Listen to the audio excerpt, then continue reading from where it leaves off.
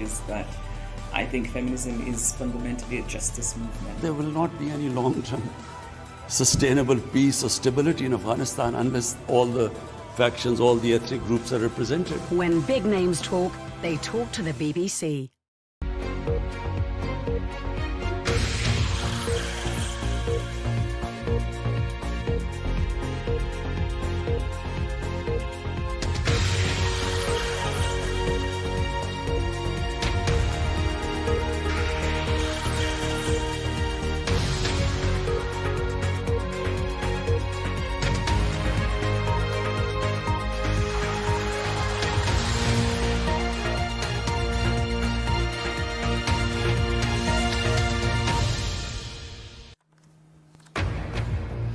Hello, this is BBC News. I'm Victoria Derbyshire. Here are your headlines from the UK and around the world.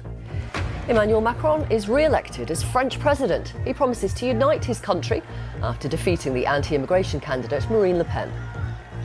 My friends, we will need to be kind and respectful because our country harbours many doubts and divisions. So we will need to be strong, but nobody will be left by the wayside. I'm David Eads in Paris. We'll have the very latest on what some are calling the victory without the glory for President Macron. President Zelensky meets the United States top diplomat Antony Blinken. It's the first time a senior US official has visited Ukraine since the war began.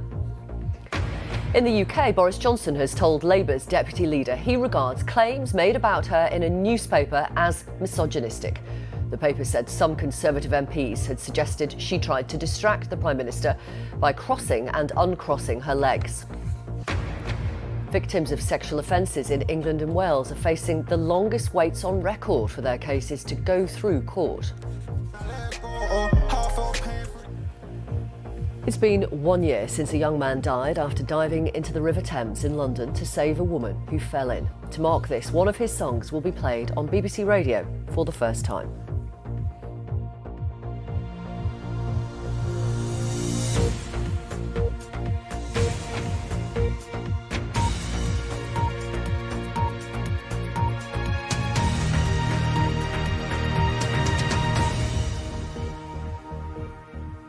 Hello and welcome if you're watching in the UK or around the world. Emmanuel Macron has promised to unite France and be a president for all after being re-elected as the country's leader. He beat his anti-immigration rival Marine Le Pen to become the first French president in 20 years to win a second term in office. Here's David Eads live in Paris. Victoria, thank you very much indeed, and thanks for joining us. We're overlooking the famed Arc de Triomphe, which is really a signal of success for Emmanuel Macron, of a sort anyway. He's vowed to unite the country after his re-election. You might wonder why. Just look at the scale of his victory. 58.5% of the vote in favour of Macron, 41.5% for his far-right